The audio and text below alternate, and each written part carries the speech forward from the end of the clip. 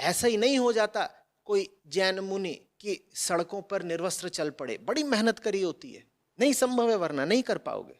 तो करा जा सकता है, पर उसके लिए मन को जीतना पड़ता है। तो दो तरह की निर्वस्त्रता हुई, एक वो जो दूसरों को जीतने के लिए होती है और एक वो जो स्वयं को जीतने के लिए होती है। जो निर्वस्त्रता, जो नंगापन दूसरे को जीतने के लिए होता है, उससे जलील हरकत कोई दूसरी नहीं है, क्योंकि ये दूसरों पर आक्रमण है और ये अपनी हीन भावना का सबूत है। और जो निर्वस्त्रता खुद को जीतने के लिए होती है, जैसे ऋषि की, मुनि की, उससे ऊंची कोई दूसरी चीज नहीं है।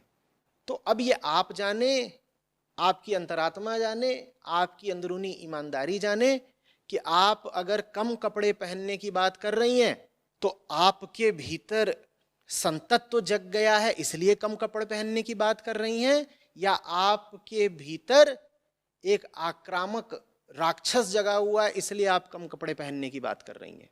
इस बात का सिर्फ स्त्रियों से ताल्लुक नहीं है, पुरुषों से बराबर का ताल्लुक है।